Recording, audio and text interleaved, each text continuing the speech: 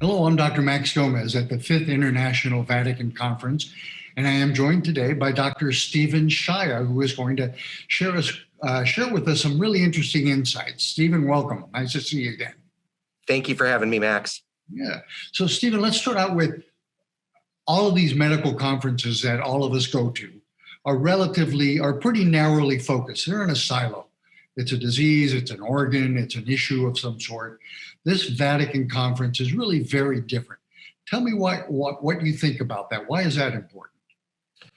Well, first of all, Max, it's incredible the amount of people from all different walks of life that come. Nobel Prize laureates, the top people from entertainment, some of the greatest business people in the world, some of the greatest change makers in the world. So the breadth and scope and depth of the people that come is amazing. Of course, the events I've been to have been at the Vatican. So being in Italy is always quite amazing.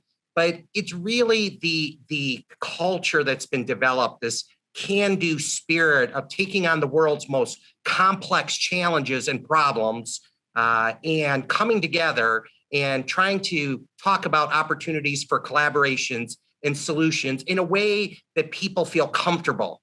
They're really comfortable. There's a trusting atmosphere.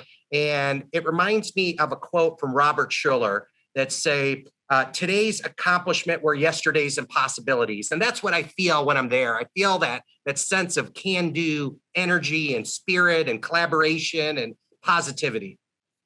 I think we've all felt that. Thank you.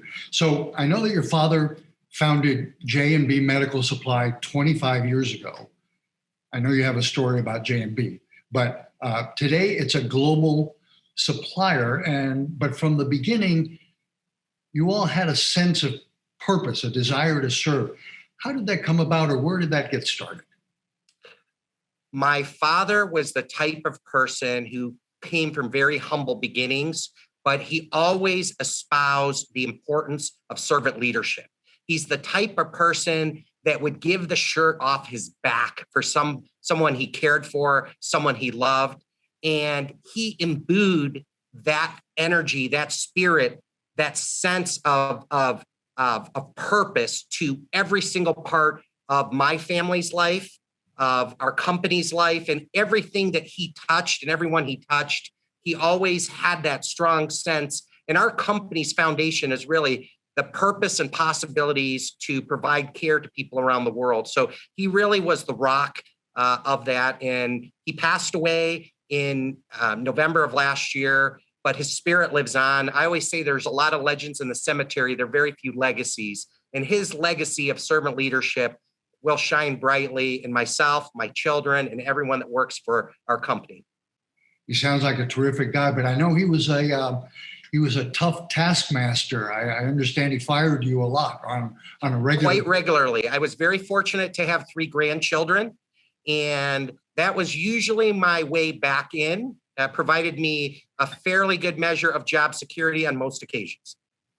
So, Stephen, you've straddled the world of philanthropy, finance, investing, particularly with your family office.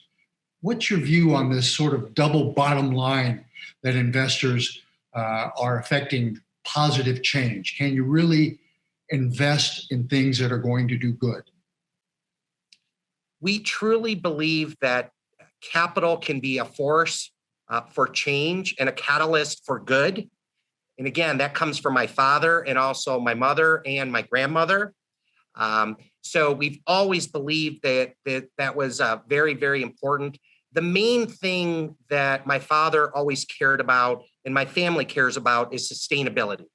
So when we invest in things, we don't want it to be that investment, once it runs out, we have to go back in and continue on. We want to invest in it so that it helps be a transformational type of event and a foundational type of event, which people can grow into sustainability. So that's very, very important with all of our philanthropy. It's a version of give a man a fish, teach a man to fish, right? Stephen Shaya, Dr. Stephen Shaya, thank you for your time and your insights today. Keep doing the good work.